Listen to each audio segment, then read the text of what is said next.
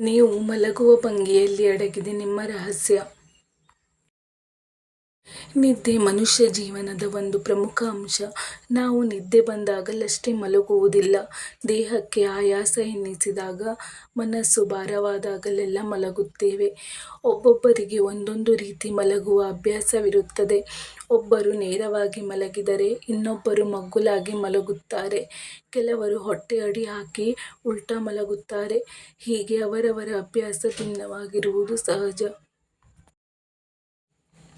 ಆದರೆ ನಾವು ಮಲಗುವ ರೀತಿ ನಮ್ಮಲ್ಲಿ ಅಡಕವಾಗಿರುವ ವ್ಯಕ್ತಿತ್ವವನ್ನು ಸೂಚಿಸುತ್ತದೆ.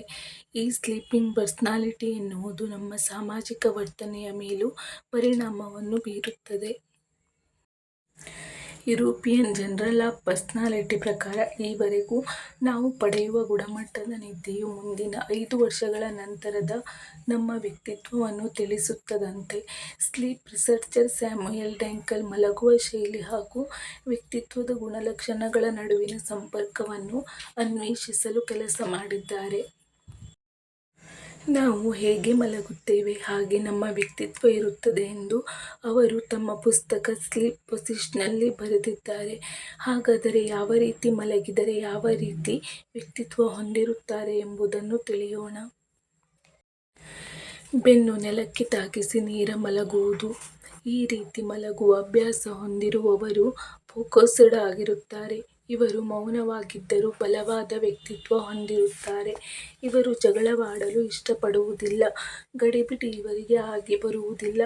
ಈ ರೀತಿ ಮಲಗುವವರು 100 ಸುಳ್ಳು ಹೇಳುವುದಕ್ಕಿಂತ ಸತ್ಯವನ್ನು ಹೆಚ್ಚು ಮಾತನಾಡಲು ಬಯಸುತ್ತಾರೆ. ಇವರು ಕ್ರಮಬದ್ಧ ಜೀವನವನ್ನು ಹೆಚ್ಚು ಇಷ್ಟಪಡುತ್ತಾರೆ. ಇವರು ತಮ್ಮಿಂದ ಹಾಗೂ ಇತರರಿಂದ ಸಾಕಷ್ಟು ನಿರೀಕ್ಷೆಯನ್ನು ಮಾಡುತ್ತಾರೆ. ಇವರು ಆಲೋಚನೆಗಳನ್ನು ಬೇರೆಯವರೊಂದಿಗೆ ಹಂಚಿಕೊಳ್ಳಲು ಬಯಸುವುದಿಲ್ಲ.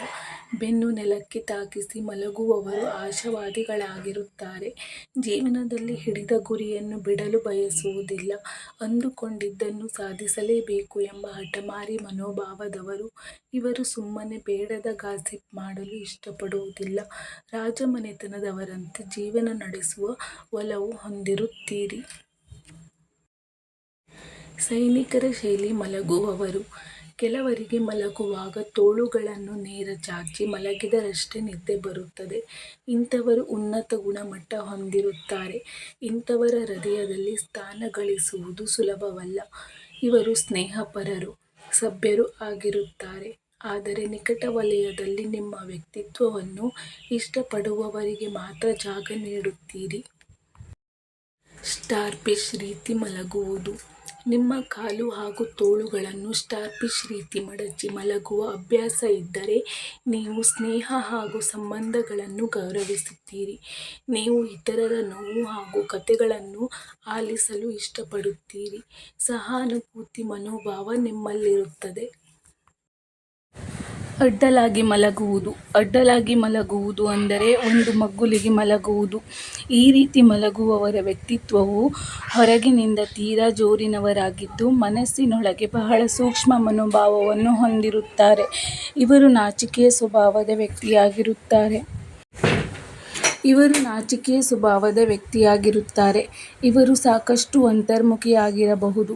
ಬರವಣಿಗೆ, ಚಿತ್ರಕಲೆ, ನೃತ್ಯ, ಹಾಡುಗಾರಿಕೆ, ಬ್ಲಾಗಿಂಗ್ ಮುಂತಾದ ಸೃಜನಶೀಲ ಚಟುವಟಿಕೆಗಳನ್ನು ನೀವು ಆನಂದಿಸಬಹುದು.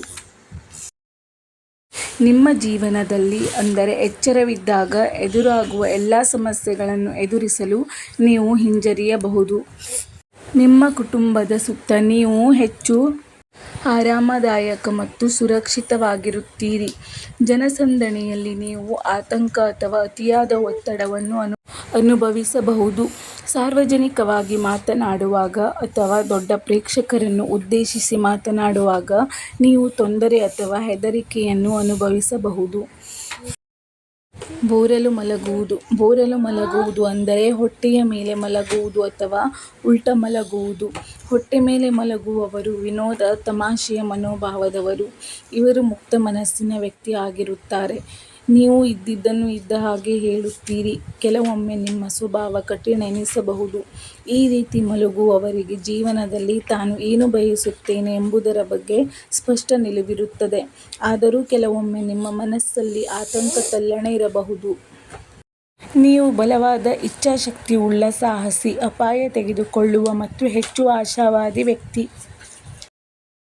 ಇನ್ನು ಋಣಾತ್ಮಕ ಅಂಶಕ್ಕೆ ಬರುವುದಾದರೆ, ಅಭ್ಯಾಸ ಹೊಂದಿದ್ದರೆ ನೀವು ಸಾಮಾಜಿಕವಾಗಿ ಹೆಚ್ಚು ತೆರೆದುಕೊಳ್ಳಲು ಬಯಸುವವರು.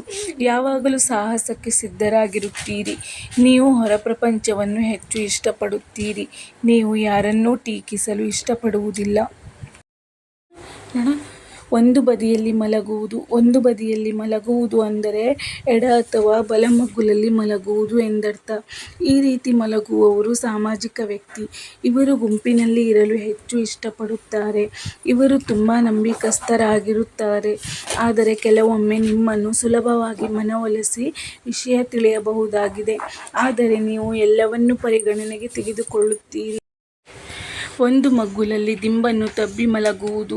ಈ ರೀತಿ ಮಲಗುವವರು ಪೊರೆಯುವ ಗುಣ ಹೊಂದಿರುತ್ತಾರೆ. ನಿಮ್ಮನ್ನು ಎಲ್ಲರೂ ಇಷ್ಟಪಡುತ್ತಾರೆ. ನಿಮ್ಮ ಕುಟುಂಬದವರು ಹಾಗೂ ಸ್ನೇಹಿತರು ನೀವು ಸದಾ ಅವರ ಜೊತೆ ನೀವಿರಬೇಕು ಎಂದು ಬಯಸುತ್ತಾರೆ. ನೀವು ಎಲ್ಲಕ್ಕಿಂತ ಹೆಚ್ಚಾಗಿ ನಿಮ್ಮ ಕುಟುಂಬ, ಸ್ನೇಹಿತರು ಮತ್ತು ಸಂಗಾತಿಗೆ ಹೆಚ್ಚು ಆದ್ಯತೆಯನ್ನು ನೀಡುತ್ತೀರಿ. ನಿಮ್ಮ ಜೀವನದಲ್ಲಿ ನಿಮಗೆ ಹತ್ತಿರ ಇರುವ ಜನರಿಗೆ ಹೆಚ್ಚಿನ ಸಮಯವನ್ನು ನೀಡಲು ನೀವು ಬಯಸುತ್ತೀರಿ. ಕುಟುಂಬದ ಮೇಲೆ ಹೆಚ್ಚು ಇಷ್ಟಪಡುವ ವ್ಯಕ್ತಿತ್ವದವರು. ಸ್ನೇಹಿತರೆ, ಈ ವಿಡಿಯೋ ನಿಮಗೇನಾದರೂ ಇಷ್ಟ ಆದಲ್ಲಿ ದಯವಿಟ್ಟು ಒಂದು ಲೈಕ್ ಮಾಡಿ. ಹಾಗೆಯೇ ಸಬ್ಸ್ಕ್ರೈಬ್ ಆಗೋದನ್ನು ಮರಿಬೇಡಿ. ಧನ್ಯವಾದಗಳು.